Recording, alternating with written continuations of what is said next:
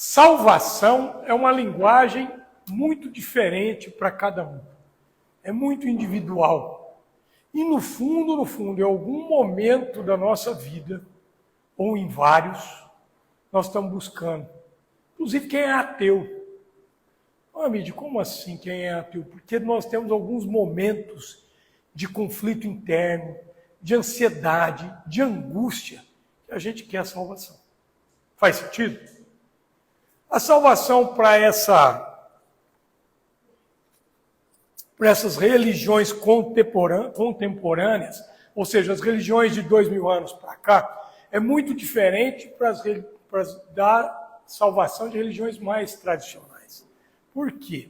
A salvação para as contemporâneas, com exceção aí da gnose, do próprio espiritismo do Kardec, a salvação para a católica, para a evangélica, para o islâmico, é você seguir algumas regras de conduta e de vivência, aonde, quando você desencarna, morre, falece, vai vir lá uma corte de anjo e vai te levar para o paraíso. Isso é o que hoje, infelizmente, é mais disseminado. Porque os que não vão para o paraíso vão para o... Agora eu pergunto para vocês, antes de entrar no tema, quem é pai, quem é mãe, aliás, todos, quem é filho tem uma amorosidade, uma honra pelos pais, mas especialmente pai e mãe, enfim, quem é padrasto com amor, né? Madrasta com amor. Tem algum céu que você vai estar tranquilo, em paz, se você tiver um filho, um pai, um irmão que você ama no inferno? Existe isso na cabeça de vocês? Estou muito bem aqui no céu, mas eu sei que meu filho está torrando lá no inferno. Faz muito sentido. Mais uma pergunta. Por mais errado que o teu filho haja, e por falar em filho que age errado, cadê os meus? Lê o Mateus. Busca o Mateus para mim, rápido. Estou falando? Por mais errado que o teu filho haja, você vai condená-lo a um local, um fogo para a eternidade? Passa isso na mente de alguém?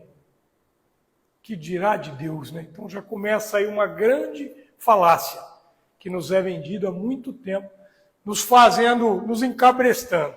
Claro que quem está aqui hoje, quem está assistindo aí, já não engole mais isso. Talvez há algumas encarnações, mas pelo menos nessa já começa a contestar. Faz sentido? Não é? Mas eu não trouxe esse título por isso. Para outros, salvação, por exemplo, para o hindu, para o espírita, para o seguidor da Umbanda, umbandista, para o taoísta, para outros, salvação seria passar essa vivência no melhor formato, aprendendo o máximo que for possível, com um otimismo que te gere força para viver da melhor forma possível, para depois, no desencarnar, tu sair, como os espíritas chamam, como completista, ou, como os hindus dizem, alguém que passou a viagem da melhor forma, passou o aprendizado, volta para o plano real, que é o plano espiritual, com essa bagagem, com todo um acervo de aprendizado, de conhecimento, de autodesenvolvimento, de mais amorosidade, que a grande sacada é essa. Amor próprio, amor pelo próximo, entendimento do que é supérfluo. Filho, eu preciso de você aqui. Do que é supérfluo, do que é efêmero. Vocês sabem o que quer dizer efêmero? O doutor sabe. Aquilo que vai acabar muito rápido, aquilo que não tem. Efêmero é aquilo que não tem grande sentido, que é mundano, que vai passar. Então, é passar por todas essas experiências, mas carregando uma bagagem no teu acervo, que é real, que é importante, que vai ser lá na existência, ou aqui a gente fala lá, mas é dimensão, né? No plano real, vai te trazer um conjunto de possibilidades. Quais, Amide? Reencontro com a tua família. Poder de intercessão pelo aquele filho que não conseguiu ainda. O cara que está trabalhando bem, o cara que sacou, o cara que buscou evolução, o cara que buscou autoconhecimento, o cara que está entregando bem para as pessoas, que faz o seu melhor todos os dias, em todas as situações, é esse que eu peço para orar para mim. Esse tem poder de intercessão. Esse já entendeu, sacou que o divino habita dentro dele. E que por mais que a atitude do outro seja esdrúxula, seja horrorosa, seja algo que na cabeça dele, ele sabe que ele tem um pouquinho daquela atitude dentro dele. Senão ela não incomodaria tanto. Eu briguei muito aí na política, né? Eu não queria que o atual presidente fosse eleito. Mas eu nunca me arvorei a ser melhor do que ele. Porque eu não sei como eu seria no lugar dele. E eu sei que muitas das atitudes dele, que me incomodam muito, tem um pouco aqui dentro, vibrando em mim. Então a salvação, para mim, é a gente viver da melhor forma possível. É a gente... Salvação para mim, por isso que eu trouxe esse título. É a gente... Aliás, trouxe muito esse título, porque eu estou passando uns dias de turbulência. Não estamos, filhão? Passando uns dias turbulentos? Sim. Estamos passando alguns dias de turbulência. Houveram diversas mudanças na minha vida, aí de um tempo para cá, natural. Sabia que nem o nosso corpo gosta de mudança? Tá difícil para mim manter essa postura. O corpo não gosta. O corpo não sente bem. Até mudar de casa, eu acho que eu já mudei mais de... Bom, na infância, umas 40 vezes. Mas depois de adulto, sei lá, perdi as contas. Eu comprei e vendi imóvel, morava dentro dele, vendia, trocava, mudava. E claro que tem um pouco da minha raiz da infância.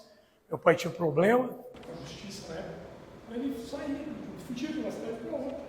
Então, até os meus 10 anos de idade, eu não tive uma raiz num local por mais de 6 meses. E aí eu trago isso, esse reflexo, e às vezes eu enjoo da casa e mudo.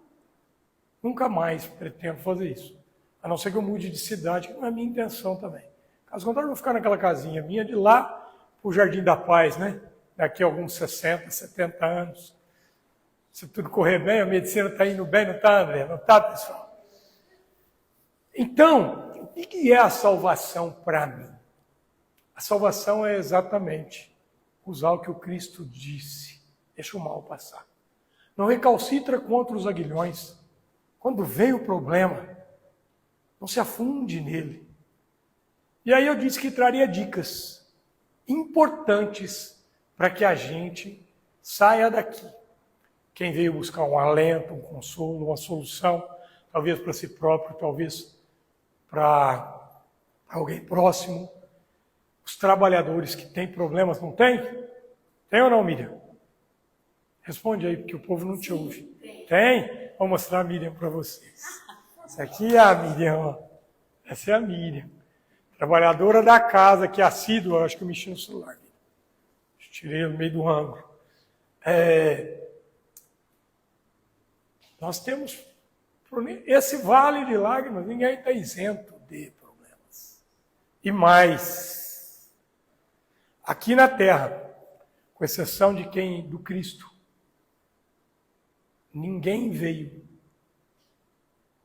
para não curar algo. Ninguém. Pô, amigo, mas e São Francisco de Assis? Rapaz, era mundano, bagunçado, até ir para a guerra. E sacar que ele não estava aqui para ganhar o mundo. Não estava para dormir com um monte de mulher. Não estava para conquistar dinheiro e posse que a família tinha já. Quando ele sacou, ele transformou a vida, e não só a dele, de todos que estavam em volta dele. E é exemplo para a gente. Tem muitas histórias de São Francisco de Assis, mas uma, ele estava caminhando para ir a um outro monastério. E no caminho eles pegaram neve, e uma geada assim, muito forte, uma neve muito forte. E conseguiram, assim, penosamente chegar à porta desse monastério. E quando bateram, veio um mongezinho lá novinho, falou, quem bate? Falou, Francisco de Assis. E o cara falou, vai passear, né? Que eu nunca queria acreditar, Francisco de Assis, uma geada daquela, no meio de uma tempestade de neve, batendo a porta nas altas horas da noite. E o cara volta sem dar muita importância. Claro que ele relata lá dentro. E o São Francisco de Assis estava com um franciscano, já um pupilo, alguém que estava seguindo ele. E ele começa a dançar na neve. E o pupilo pensa assim, cara, será que esse cara ficou doido? Vamos morrer aqui, congelado. Aí ele fala, pai Francisco, né? Por que o senhor está dançando? Nós estamos correndo o risco de morrer. Ele falou, porque neste momento estamos inteiramente nas mãos de Deus. Olha que fé, que bonito. Só abriram a porta, porque pela fresta viram aquele cara dançando, franzino. Falei, só pode ser ele, né? Quem quer dançar na neve, sabendo que a gente não abriu a porta para o cara? Tem muitas histórias, né, de esses avatares gigantescos aí, que estavam tão próximos da gente. Eu tive a oportunidade de conhecer o Chico Xavier, não saí daqui. E tem tanto relato desse cara, que para mim, ele foi preparado para vir trazer a sequência da doutrina espírita. Aqui não é um centro espírita. Eu sempre falo, quando eu vou falar de espiritismo, aqui é uma casa ecumênica. É uma casa, é um instituto, e nós fazemos uma apometria às terças-feiras, que é um trabalho social. Mas a pegada do espiritismo, para mim, ela é muito séria, porque os livros espíritas, especialmente os cartesianos, trazem respostas para tudo. Tudo. Amide, mas na Bíblia não traz muitas, mas também tem algumas confusões. E olha, quer gostem ou não, o Espiritismo facilitou a leitura da Bíblia, o entendimento dela. Depois que o Espiritismo chegou, até porque o Cristo, lá atrás, disse uma coisa.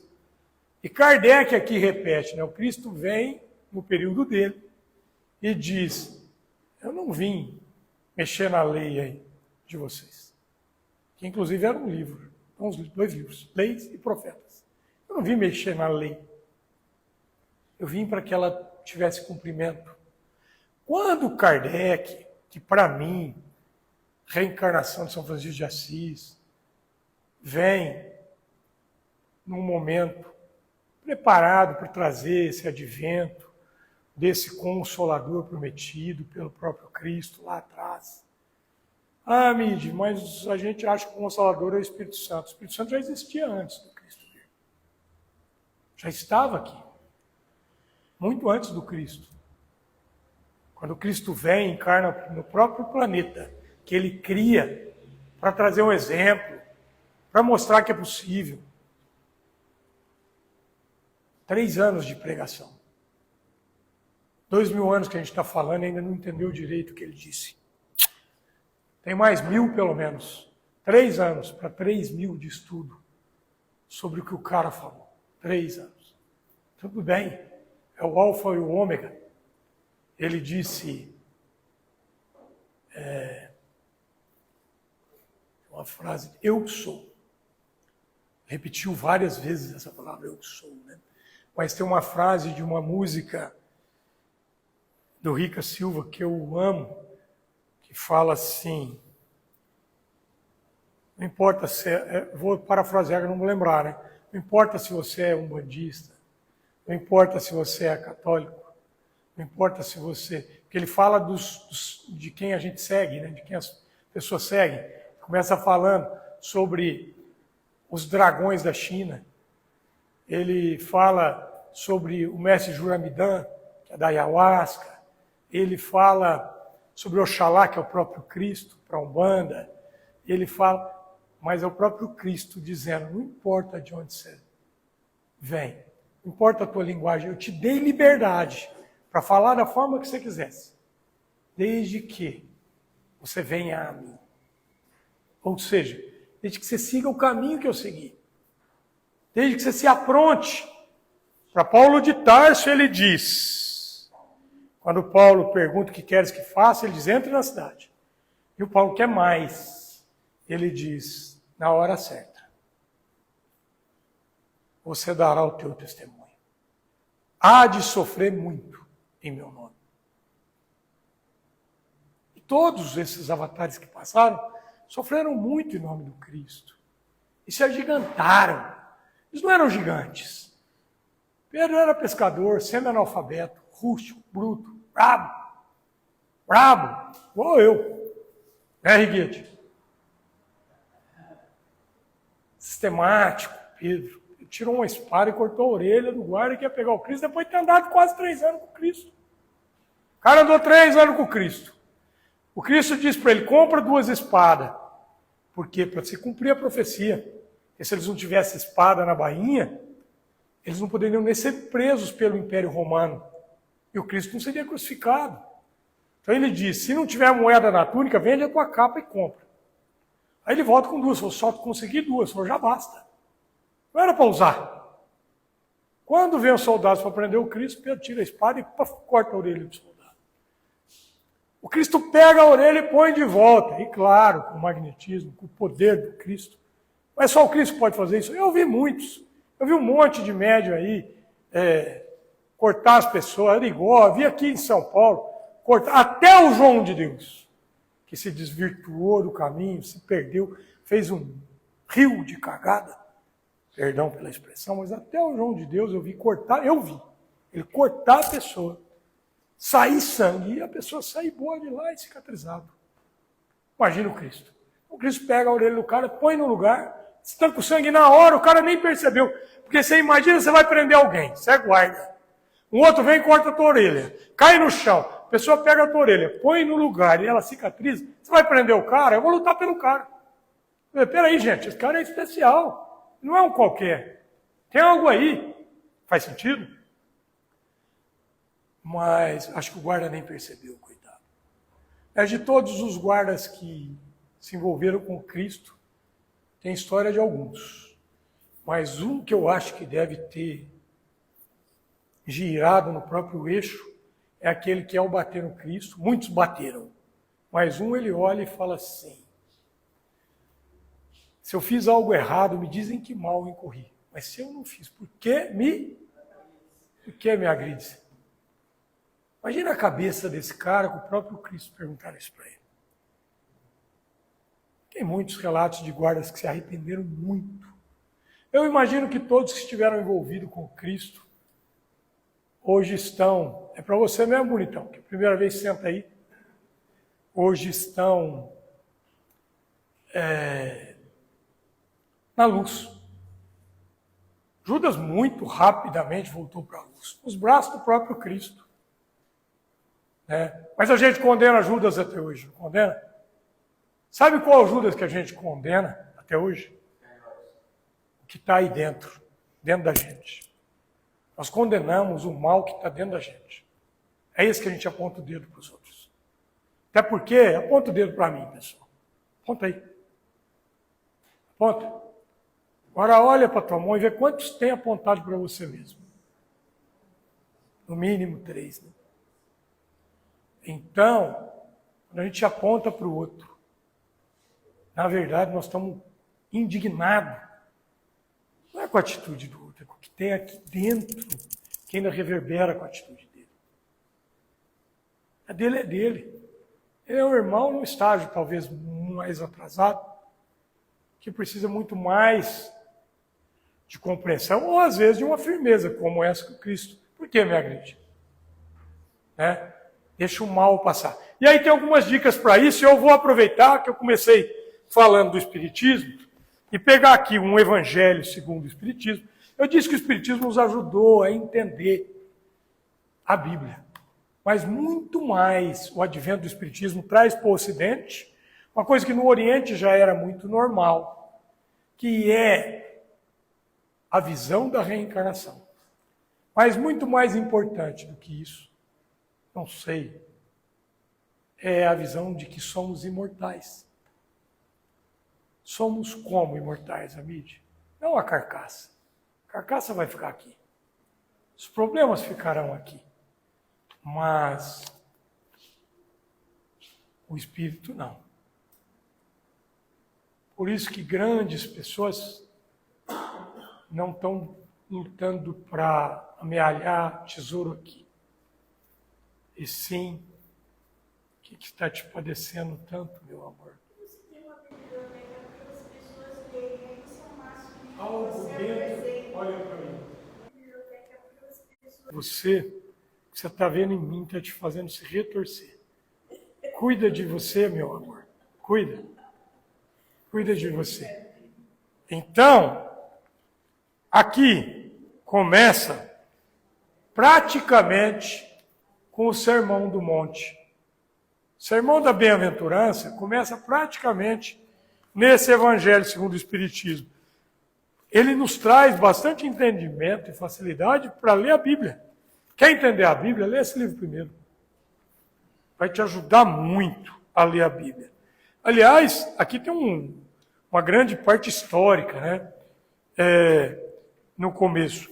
E o Kardec, que não queria brigar com ninguém, assim como o Chico não quis brigar com ninguém, assim como qualquer ser humano que está buscando ser melhor, que está buscando essa salvação, não entra em contenda. Não entra em briga. Na briga não tem vencedor. Aquele que acredita que saiu vencendo, perdeu algo. Não estou dizendo que eu tenho que permitir que me invadam o espaço e façam o que querem. Não. Me posiciono. Mas eu estou dizendo que eu tenho que evitar discussões inúteis. E evitar discussões, às vezes, que parecem úteis, mas que não vão me trazer nenhum tipo de resultado, a não ser um desgaste. Às vezes físico, às vezes financeiro, mas sem dúvida, todas as vezes espiritual. Porque toda vez que eu entro numa contenda, toda vez que eu entro, até às vezes mental, o Cristo não disse que a gente pega pelo pensamento? Por quê? Porque quando eu mentalmente estou incomodado com alguém, estou emanando para a pessoa energia ali de incômodo, eu já abri brecha para um espiritinho que estava passando. Não precisa ser coitado, não precisa ser esses coitados desses obsessores, não, que tudo a gente taca nas costas deles. Qualquer um que só estava precisando daquela energiazinha para sugar, ele já encosta na gente. Qualquer um que vê aquela luz que eu emanei, que é a luz da discórdia, da raiva, do descontrole, da indignação. Por isso que o Cristo disse, não se indigna com as pessoas. Para com isso. Cara, como tu quer ter salvação se tu está tão na matéria ainda, atolado nela? Então começa aqui, ó, capítulo 1. Ninguém pode ver o reino de Deus se não nascer de novo. Cristo fala isso para Nicodemos. E a Bíblia está cheia de comprovação desse renascimento, desse processo reencarnatório. Cheia. Os próprios ascetas, seguidores, os próprios inquisidores do Cristo na época, a princípio perguntaram se ele era o Elias que havia de renascer, que havia de vir. Mas eles sabiam que ele era filho do carpinteiro, que ele viveu 30 anos na casa de José. Ele sabia que ele nasceu de Maria. Como ele poderia ser o Elias, sem o processo de reencarnação? Então, aí, a gente... Por que, Amide, você quer falar sobre isso? Por que isso nos traz salvação? Porque aí me traz vários entendimentos de por que eu passo algumas coisas que parecem ser injustas. Mas quando eu lembro e entendo que eu não sou só esse carinha de 26 anos que está aqui na frente de vocês, que eu tenho um passado aí, que talvez de alguns milhões de existências, né, Silvinha? Fora os mais 20 e tanto que eu já fiz arte nessa aqui. Aí eu sei que o que parecia injusto começa a ter uma explicação. inclusive para outras coisas que parecem justiça aos nossos olhos. Então me traz uma facilidade de entendimento, de aceitação, um otimismo. Vamos supor que eu tenho uma síndrome. Eu sou sindrômico em algum sentido. E isso pode me causar em algum momento uma indignação, quando eu descubro. Quando eu olho esse primeiro capítulo e leio ele, e olho os subtítulos, ressurreição e reencarnação, olho o outro, os laços de família fortalecidos pela reencarnação, olho o outro, instruções dos espíritos, necessidade da encarnação. Quando eu vejo, quer ver? Tem mais coisa boa aqui. Esquecimento do passado, por quê? Motivos de resignação. Causas. Quando eu trago isso para o meu entendimento, mesmo se eu for uma pessoa com algo que é incurável, que eu vou ter que viver a vida com aquilo, me traz um entendimento e aceitação. Aí, vamos para o outro capítulo, que é o capítulo 1, ninguém pode ver Deus. Segundo, bem-aventurados os aflitos. Pô, amigo, como assim? Bem-aventurados os sofredores. Não, você sempre fala que esse negócio de sofrerose não é bom, não? Os que sabem sofrer. Os que sabem passar pela dor, com resignação, com entendimento, com luz, com aceitação do que eu não posso mudar, com garra para mudar o que eu posso, com discernimento para entender. Cristo disse, bem-aventurados os aflitos, bem-aventurados os que choram. Aí aqui fala sobre a justiça das aflições, causas anteriores, causas atuais. Aí eu venho aqui. Ó, aqui tem uma parte que fala o mal e o remédio. Para mim, se eu tivesse escrito esse subtítulo, eu colocaria o mal é o remédio. Por que, amigo?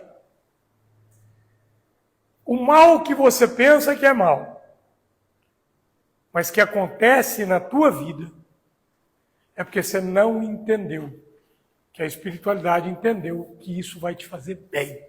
Por isso ele acontece contigo. Tudo bem, Dibi? O mal que você pensa que é mal, e que acontece na tua vida, você não entendeu que a espiritualidade entendeu que isso vai te fazer bem. Que é preciso que você passe por ele, porque aí você vai ter crescimento. O bem que acontece na tua vida, que você entendeu que era bom, você combinou com a espiritualidade. Está tudo certo. E o mal que acontece na tua vida?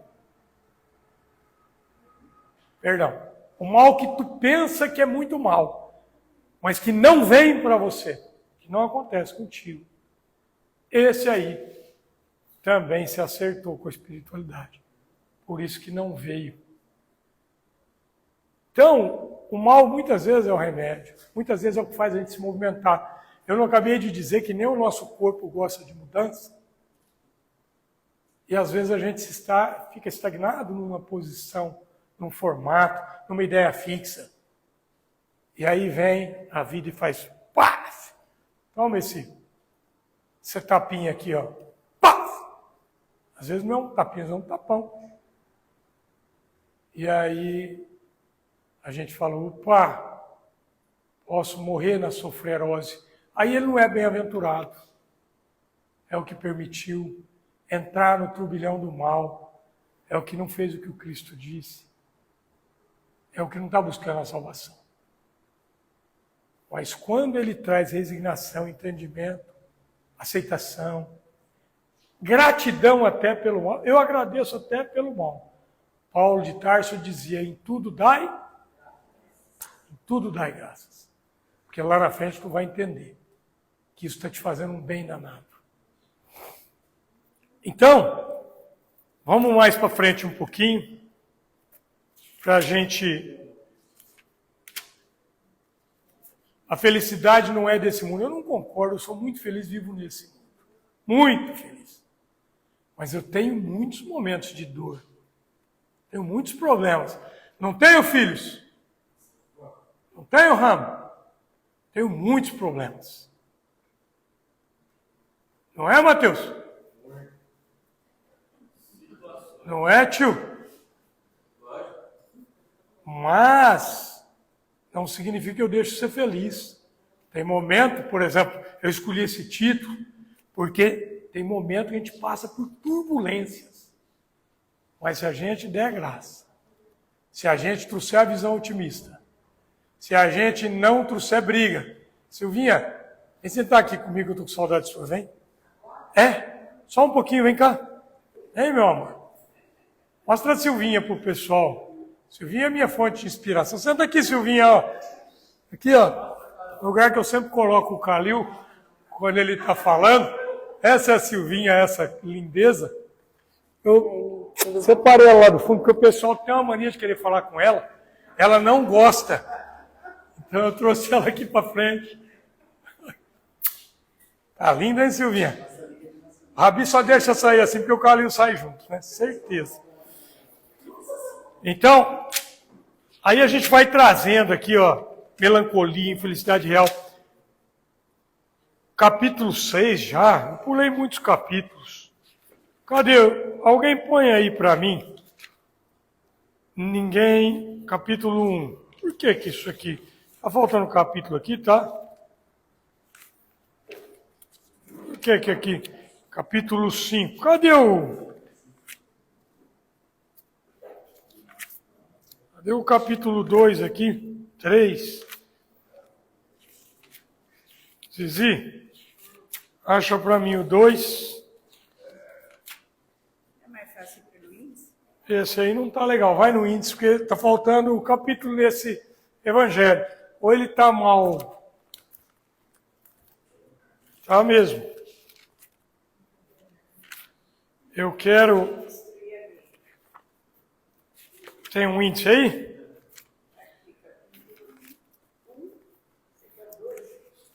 Aqui, ó. 1. Eu não vim destruir a lei. Já falamos sobre. O Espiritismo também não veio discutir com ninguém. Tem muito espírita discutindo aí. Mas espírita não é espiritismo. Religião não é Deus. As religiões estão brigando aí pelos rótulos. Deus é o néctar. Deus é esse encontro. O religare pode ser feito dentro de um salão desse, dentro de uma igreja suntuosa e dentro do teu quartinho, dentro do teu carro, dentro do teu canto de oração. Cristo diz, ore em segredo. Quando for orar, ore em segredo. Ou seja, ore para Deus. Não precisa ser lá com o padre, não precisa ser com o dirigente, não precisa ser com o palestrante. Pode ser e deve ser, especialmente consigo mesmo. Porque Deus está aí dentro, Ele está em tudo. Como não está aí? Meu reino não é desse mundo. Isso foi discutido e aqui nós estamos falando sobre isso. Nossa experiência aqui é transitória. Quem viveu mais, que nós temos relatos da atualidade, viveu 100 e tantos anos. Certo? Eu estou quase na metade aí, bate, já pegar o segundo tempo. Primeiro vira, segundo acaba. Estou quase batendo a mão. Faltam uns 15 anos para eu voltar para o segundo tempo. A gente tem um apego em ficar, né? A gente tem um apego nisso. Porque a gente esquece que o reino não é aqui. Aqui é transitório, aqui é aprendizado. Aqui, na verdade, é para mostrar o que você aprendeu. Para cumprir as promessas que tu fez no plano real. A gente chega aqui e esquece tudo. Quer gozar do bom e do melhor. Esquece dos outros, muitas vezes. Né? Nem sempre. Há muitas moradas na casa de meu pai. E como há, hein? Quando eu era menino, eu falo isso sempre, falava assim, 2 milhões de sóis nessa galáxia, em pouquinhas galáxias. Hoje já se sabe, a ciência comprova, mais de 100 bilhões de estrelas. Algumas muito maiores e com muitos mais planetas na órbita delas do que a nossa. Sol é a nossa estrela. Falam-se em bilhões de galáxias. fala nesse universo, já se fala em multiverso. Então é um aprendizado constante. Nunca vamos parar de aprender. Então, quer viver com menos turbulência? Busca aprender, vai estudar, vai ouvir coisa edificante, vai trazer coisa que apacenta o teu coração. Há muitas moradas na casa de meu Pai. Fora isso que a gente já sabe de dimensões, a ciência já explica um pouco, de dimensões no próprio planeta. Então, olha a infinidade, a infinitude da grandiosidade da criação. Ninguém pode ver o reino dos céus, se não nascer de novo. Falamos, bem-aventurados, o Cristo Consolador. Vamos pegar aqui, que é do Sermão da Montanha. Bem-aventurados os pobres de espírito. Cristo disse isso. O que isso quer dizer, Amide? Humilde. Lindo, tio. Humilde. Vamos pegar lá o exemplo do Sócrates. Sócrates foi lá para o templo lá de Delfos. E a profetisa deles lá, tio, quer sentar aqui na frente? Quer ficar aí com os meninos? Então, em silêncio.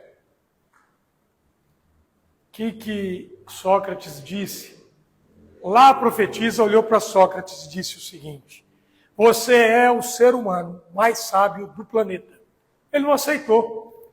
Ele ficou até indignado. Falou, não pode. Ela errou. Mas a palavra dela, templo de Deus, para os romanos era a palavra do divino. Mas Sócrates era também um grande filósofo, pensador, o maior da época, e ele não aceitou, e ele foi buscar outros. E olha o que aconteceu, e vê se é coincidente com o que acontece com a gente. Magrela, boa noite. Aí ele pega e vai buscar os grandes da época. Quem eram os grandes? Os artesãos, que eram os artistas da época. E ele percebeu, ao conversar, que aquele cara que entendia muito do artesanato dele, pensava que ele entendia de tudo muito. Acontece isso, né? Você pega um cara que é doutor em alguma coisa, ele acha que ele é doutor no mundo inteiro. Tudo ele sabe. Faz sentido ou não? Não é, André? A gente fica cansado de ver isso. O cara está lá numa posição, médico, juiz, isso, aquilo. O Sócrates foi buscar os políticos. Nem vamos falar sobre político. O político, quando ele entra num grau de poder muito, onde ele está numa estrutura, pronto, ele já sabe sobre tudo. Comanda tudo, ele é o dono da razão. Depois, ele foi buscar os outros filósofos. E aí ele chegou à conclusão, ele se defende. Quando eles mandam ele tomar veneno, ele é aprisionado, porque ele libertava mentes. O Império não queria ninguém libertando. Roma não queria ninguém libertando mentes. Grécia não queria ninguém libertando gente. Tem razão, tio. Grécia não queria ninguém libertando gente. E ele libertava, ele ensinava. Haviam vários movimentos que entregavam dinheiro para quem tinha poder, como os sofistas e outros. Mas ele não aceitou participar desses movimentos. Ele era livre. E na defesa, para não tomar veneno, ele conta isso, que a profetisa deles disse. Não adiantou, mandaram ele tomar veneno do mesmo jeito. Mas ele não fez isso para se defender. Ele fez isso para que ficasse esse legado para a história. Da humildade. Porque ele dizia o seguinte, sabe por que eu sou o mais sábio? Realmente, eu aceito ser o mais sábio. Sabe por que eu sou o mais sábio? Porque eu sei do quanto eu não sei. Do quanto eu não conheço. Por isso ele tem uma frase, só sei que nada sei. Não é que ele nada sei, ele sabia muito, mas ele não sabia tudo. E ele aceitava. Por isso que o Cristo disse, bem-aventurados os humildes, os pobres de espíritos, o que olham para o próximo e vê no próximo um pedaço de si. Quem entende que todos, não importa o grau, aqui nós temos advogados, nós temos milionários ali sentados com os olhos fechados, nós temos de tudo. é o riguete. Todos temos um pouquinho de cada um dentro da gente. Né? Todos somos a mesma centelha. E eu garanto que eu sei um pouquinho mais que todos vocês sobre alguma coisa. Mas todos vocês sabem um pouco mais sobre algo que eu não sei. Faz sentido? Faz ou não? Aí, o que mais que está lá? Bem-aventurados, Mateuzinho, aqueles que são brandos e pacíficos. Apacenta o coração. Busca apacentar o do próximo, que aí se apacenta o teu. Está tudo aqui, gente. Quer saber como ser salvo em meio às aflições, às turbulências? Pega isso para ler e começa a seguir um pouquinho. Não adianta só ler. Aplica. Sabe onde é o melhor lugar para aplicar? Sabe onde a gente, como diz o Haroldo Dutra, que eu adoro, onde a gente ganha o jogo? Sabe onde a gente ganha o jogo? Quem tem uma ideia? Agora todo mundo pode dar ideia. Aonde? Em casa. Moleque esperto. Na família. Te ganha o jogo na família. Não adianta nada eu ser um santinho na rua e um déspota em casa. Não adianta eu ser um santinho e não ter um momento para ouvir os de dentro do meu lar, os próximos a mim. A casa não se restringe só ao teu lar, não é só os teus familiares, mas é a casa onde você trabalha, é a casa onde você é voluntário. São as casas concorrentes. No bem não tem concorrência. Tem, Cici? No bem não tem concorrência. Bem o quê? É. Só contra si mesmo. Todas as armas nossas, segundo isso aqui, têm que estar apontadas contra o orgulho e o egoísmo. De quem? Meu. O meu. Não é com o próximo. A minha luta e a minha bênção é individual. É igual a ayahuasca. Nossa ayahuasca aqui, eu não tenho problema se o marido deita do lado da esposa, mas eu tenho problema se a pessoa não respeita que o movimento do outro é individual. Deixa ele, está no momento dele. Não, mas eu tenho que ajudar. Para de ajudar, se ajuda. Não, mas eu estou muito bem, então toma mais um golinho para você se enxergar.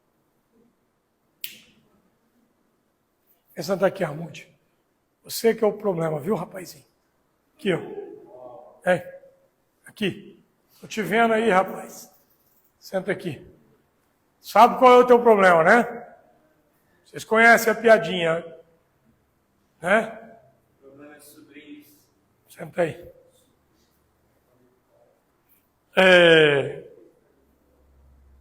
Vocês viram que aqui não tem essa bocada de ser muito bonzinho, não. É porque eu amo eles como a mim mesmo. Essa aqui é bem-aventurados aqueles que são misericordiosos. Não precisa nem muita explicação, né? A gente está longe de ser misericordioso. A gente pode começar a ensaiar, praticando a caridade, ensaiando um pedacinho de compaixão. Como, Amide? Compreendendo. Busca a raiz do problema do outro. O que faz com que ele age dessa forma? Para finalizar com amar seu próximo como a si mesmo. Por quê, Amide? Esse é um formato de salvação. O Cristo, como diz assim, Cristo não trouxe a máxima, amar a Deus sobre todas as coisas.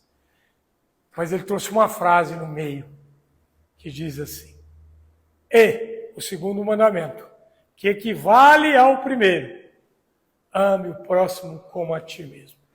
Por que amar ao próximo como a mim mesmo equivale a amar a Deus? Por quê?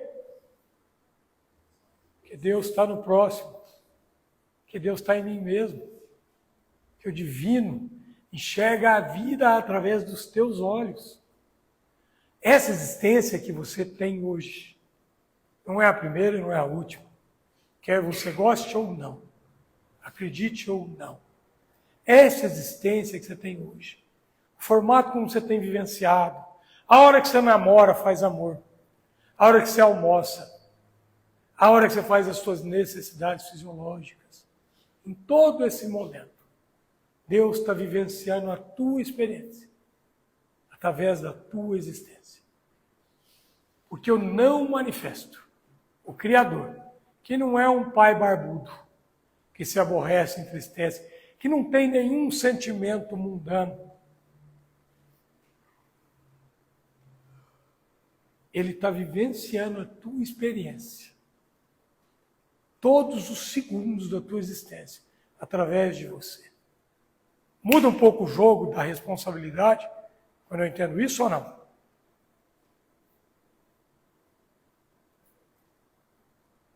Trazer responsabilidade com leveza é o que a gente está buscando.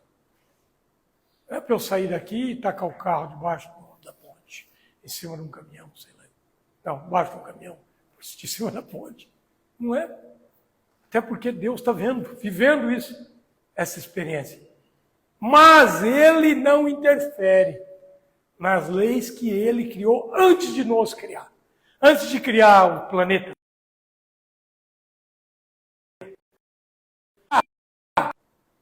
Os planetas onde o Cristo se desenvolveu e teve talvez numa salinha ouvindo alguém. Há alguns bilhões de anos aí para trás. Ele criou leis. E uma delas chama livre-arbítrio. Ele não interfere no teu. A não ser que em algum momento seja necessário, dentro da lei, uma intervenção. E aí vem um BO, porque tu não usou direito o teu livre-arbítrio. Vem uma doença, vem outra, vem uma perca, vem alguém que faz assim para você, que era importante na tua vida, mas que cansou de ouvir promessa fútil, vã.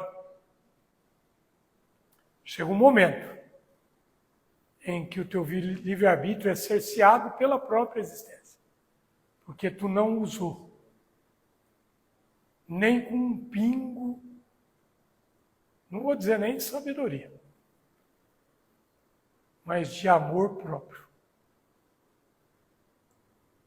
Então eu desejo que a gente possa usar com muito amor próprio. Como a história de um concidadão do Cristo, trabalhador do bem, espírita. Hoje eu vim falar só dos espíritas. Tenho muitos amigos espíritas, que eu amo muito. Tenho amigos evangélicos que eu amo muito. Eu tenho um grande amigo ateu que faz muitos anos que eu não vejo e que eu sinto uma saudade, fizemos um cursinho junto. Que inteligência! E que inteligência e mais, que sabedoria de viver e transitar pelo mundo com leveza, com amorosidade, com caridade, com entrega, com benevolência, sem precisar, e em nenhum tempo, dizer exteriormente, acredito em Deus, porque ele tinha Deus dentro de si, de uma forma tão grande, que ele não precisava de acreditar nesse paizão barbudo. Talvez, se ele ouvisse isso hoje, ele começasse a mudar a estrutura. Porque tem um axioma da física, uma lei física, que também é lei divina, que comprova a existência de Deus. Dessa energia de onde todos estamos banhados. Não aquele barbudo. Tem barbudos. E tem barbudos dos barbudos. O Cristo era barbudo, não era? Usava barba. E tem barbudo do barbudo. E barbudo do barbudo do barbudo. E isso é uma infinidade aí para cima. Nós não entendemos direito. Nem importa. Porque através do Filho, a gente conhece o Pai. O fruto não cai longe do pé. Então, através do Cristo, a gente conhece Deus. As atitudes do Cristo. Dos ensinamentos, dos 3 anos, dos evangelhos. Mas esse espírita que eu estava dizendo, para encerrar o estudo, ele amigo do Chico, fazia a campanha Alta de Souza. E teve um período que ser espírita, assim como ser cristão, valia a pena. Hoje não está valendo muito. Porque a gente vai nos templos, como eu ia quando menino, paquerava as meninas, vai nos locais, buscar um pouquinho de paz ali, e no outro dia a gente volta para a nossa vida, importando um pouquinho menos ou quase nada com o próximo. Se a minha atitude vai, de alguma forma, machucar o outro, que se dane, o problema é do outro. Infelizmente. Mas antigamente, ir para uma campanha Alta de Souza, era o que aconteceu com esse cidadão Livério, Laurêncio, eu vou lembrar, que chegou na porta de uma estudioso, palestrante, chegou na porta, bateu na porta. Quando ele disse, o movimento Alta de Souza, a pessoa leva um saquinho de papel e pede mantimento para entregar para os pobres. E a mulher, católica fervorosa, estou aqui falando mal de catolicismo não, viu gente? Todo lugar tem Deus, se você permitir que ele entre. A mulher vem, abre a porta e cospe na cara dele. O que a gente faria? O que você faria, Mateus? Entregaria tua paz para ela, com certeza, né? E você, Calil? Boa resposta. Sabe o que ele fez? Ele olhou para ela e disse, esse é para mim. Agora a senhora tem alguma coisa para os pobres? Sabe o que aconteceu com a mulher? Eu creio que ela deva ter sentido algo muito forte. Porque é lógico, ela se ruborizou. Deve ter se envergonhado tremendamente. Entrou lá dentro e trouxe 2 quilos de mantimento. É isso que eu desejo.